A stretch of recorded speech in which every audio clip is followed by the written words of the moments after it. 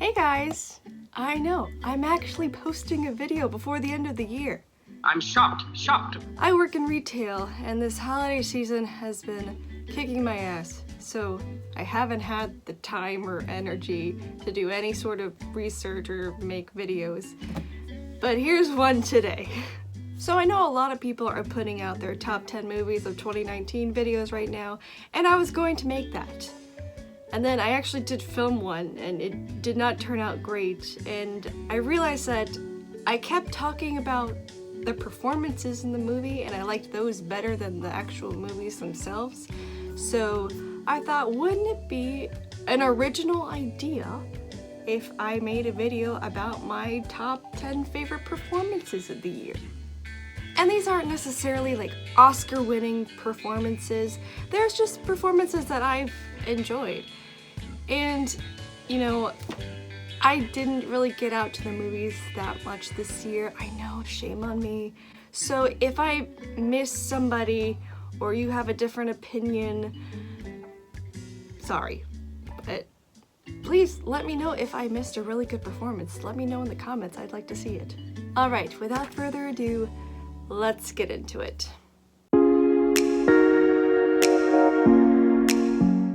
Yeah, I made an intro.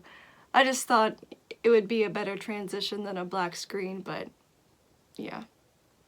Anyway, yeah, the list. Okay, number 10. Glass is the third installment in M. Night Shyamalan's trilogy, starting with Unbreakable and then Split. And one thing that I really enjoyed about this movie was James McAvoy's performance. It's really crazy to me how this guy's never been nominated for an Oscar.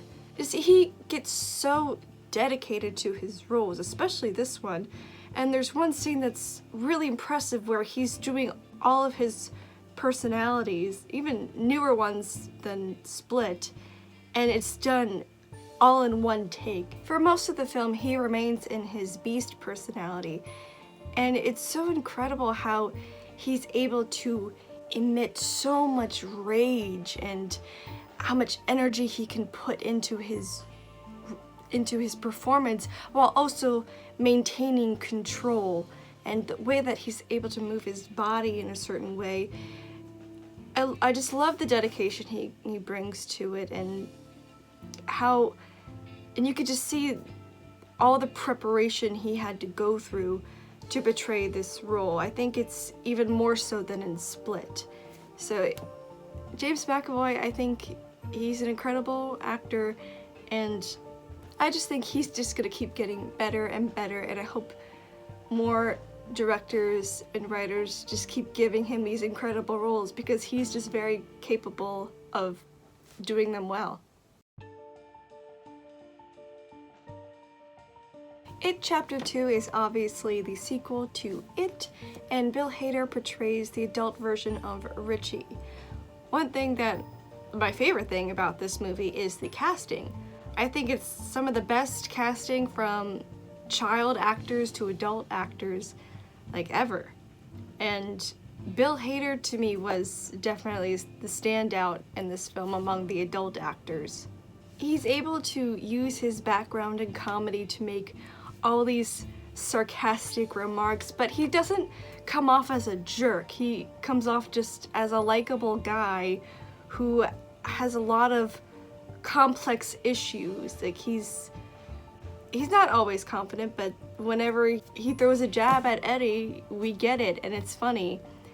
But also, he's not only just like comedic throughout the entire movie, he is terrified, and then he's going through a tragedy. I think not a lot of people know that Bill Hader can be more than just a Saturday Night Live actor. I've seen him in other dramatic roles, and he's always great.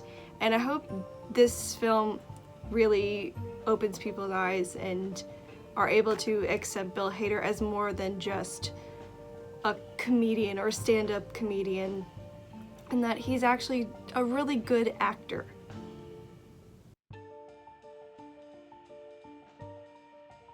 So Klaus is an animated movie about a new take on the origin of Santa Claus, and Jason Schwartzman plays a man named Jesper, who does not become Santa Claus. He actually is a postman who is sent to this, I guess, this island or very rural town, and he meets this man named Klaus, and he ends up becoming the Santa Claus that we know of today.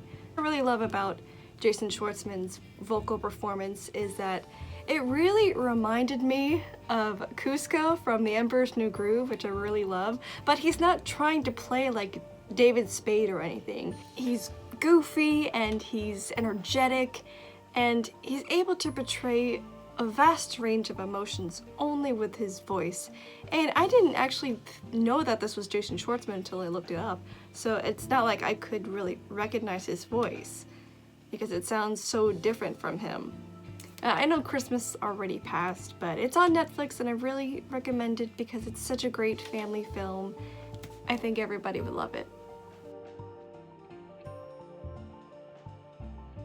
Ready or Not was one of the more original stories of the year, and it's about a girl who marries into a family, and on their wedding night it is their tradition to play a game, and if the bride picks hide and seek, then she has to go hide while the family tries to find her, and if they do, they have to kill her. Samara Weaving plays the lead in this movie, and I'm not really familiar with her as an actress, but when I saw this movie, I was very impressed. At the beginning of the movie, before the wedding, she's very fun and playful, and she immediately becomes such a likable character.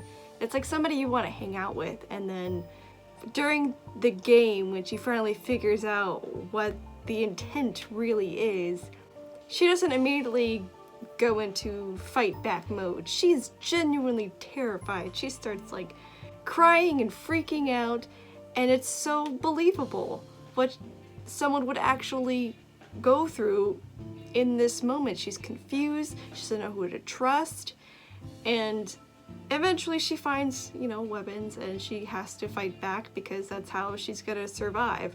It's a fantastic performance, and I highly recommend this film, and the ending is the best part. So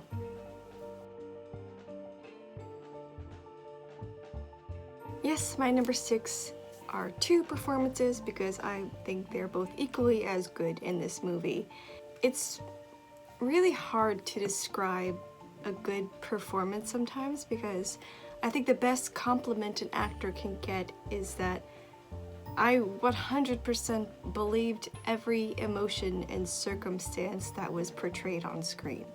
Even though their characters are very upset during their process of divorce, you can still believe that they just have a deep love for each other, and how that love can easily turn into horrible pain. There's a scene in the movie where they both have this really horrible fight, and they're lashing out at each other, blaming each other for this divorce, and it's really hard to watch because they go so deep into it. And of course, Adam Driver's character says really horrible things to Scarlett Johansson's character, and then he breaks down and cries. And at the end, Scarlett Johansson goes to him and starts comforting him. And I think that's really beautiful to see 2 actors who are not only very comfortable with each other in terms of love, but also comfortable lashing out their hatred towards each other because they're just so hurt by what the other person did. And again, that's very beautiful to witness. I have to commend the entire cast of Little Women because I've never felt so much love exuding from the screen, and they all had amazing chemistry with each other. But one actress that stood out to me in this film was Florence Pugh as Amy. She has amazing screen presence. I couldn't help but notice her in the group scenes. She has this refinement about herself, but she's also very spunky. She's not afraid to tell you what she thinks, which is something I love. There's always whenever there's a group scene and it's about other people, she'll come in with this little background line, and when you catch it, it's so funny. I'm not sure about the other versions of this story, but I know the 1994 version had double casted the role of Amy from when she was a child to when she was an adult. But Florence Pugh portrays Amy when she was a child all through adulthood. And there is definitely a slight difference. She still keeps the core of the character, but when she was a child, she was a little immature, but she still was the same as she was as an adult. But when she's an adult, she has more responsibilities and is more conscious of the adult world and what she wants to be.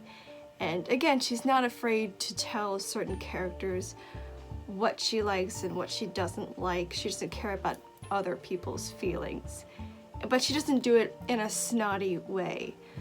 I think this is an actress that she's gonna be the next big thing, because she's very, very talented, and I thoroughly enjoyed her in this movie. I love Elton John, and I was very excited to see Rocket Man, and I was not disappointed. Elton John is not a perfect person, musically maybe, but he had a very hard life, and Taron Egerton was able to grasp his insecurities and his desperation for love and the glory that he felt while performing. And I really enjoyed his musical performances. The songs were written differently, and I think that he was able to portray the deeper meaning behind the songs very well. This was a very hard role to take on, but I think he nailed it. I have another duo for number 3, and the fact that both of these men are being snubbed this award season astounds me. And I know awards aren't everything, but like, come on! First, I'll talk about Willem Dafoe. He is a master at his craft.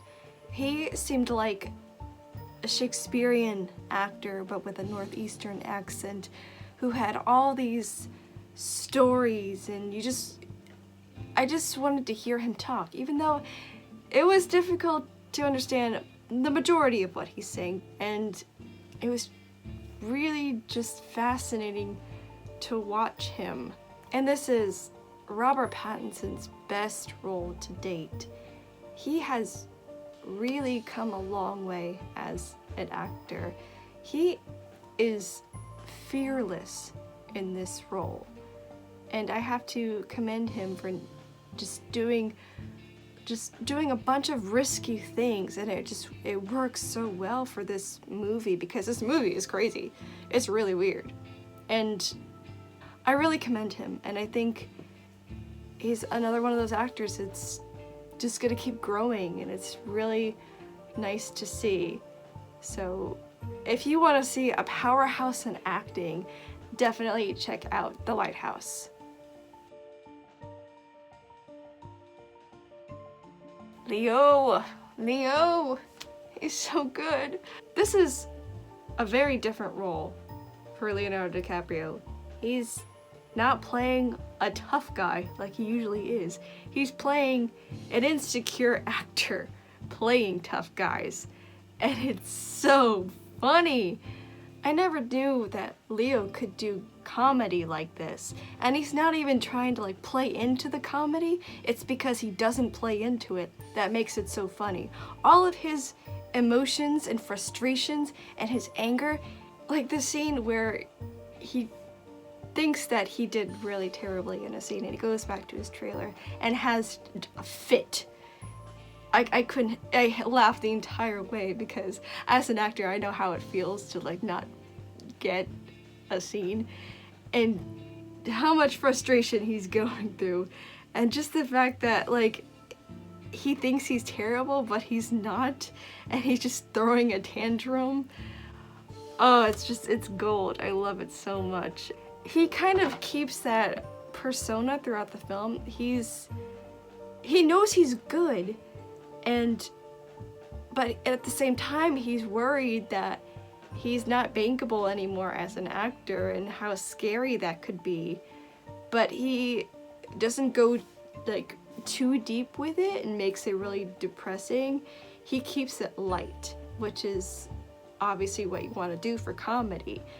Again, this is a different side to Leo that people haven't really seen, because again, he doesn't really do a lot of comedies, and this is so refreshing, and I hope he does more of these types of roles, because we all love Leo, we all do, but this movie definitely makes us love him even more so. So number 1, do you really have to guess? It's really incredible how you can take a character that's so well known to the public and create an entirely new spin on it. Joaquin Phoenix is able to bring life to the character of Arthur, to Joker, through his mannerisms and facial expressions, and also the laughing condition. Mental illness is one of those things that, unless you have gone through it, you don't necessarily understand how someone can become that way in their life, and Joaquin Phoenix is able to portray Arthur's dark mind very well, even without knowing a lot about how Arthur was as a child. We're still able to understand why he's depressed and why he's insecure with himself, and how by the things that happen to him throughout the film, how he builds the confidence to do certain things, and why he lashes out in certain ways, and why he eventually becomes the Joker. And throughout the film, we don't necessarily root for Arthur to become a terrible human being. We want him to do well. We feel bad for him. And I think it's amazing how you can, you know, portray a person who everyone knows is going to become this terrible mass murderer and have an audience empathize with him. Even to the very end, you empathize with him. And this was an incredible film, an incredible performance, and I definitely think that it's going to be one of those movies that's going to be remembered for years to come. So those were my favorite performances of the year. Again, I may have missed some really good performances, and let me know what your favorite performances were this year. If you agree or disagree, let me know in the comments. And if you really enjoyed this video, please give it a thumbs up, and if you want to see more of my content in the next decade, please subscribe. And so just briefly, my goals for next year regarding this channel, I do want to make videos more often, but I can't really promise that. But something that I do want to do is I want to make short films. It's something that I've been thinking about for a while, and I'll be honest, I have not booked a role in a really long time, and it's really frustrating. When you can't control things in life, I feel like I need to do it myself. So I want to write and direct and make short films. They're not going to be like 50 minutes or something. They're probably going to be like 3 to 5 minute shorts. But hold me up to that, because I really want to do that. Anyway, thank you guys so much for watching. I always appreciate it. Hope you guys have a wonderful new year, and I will see y'all next time. Bye!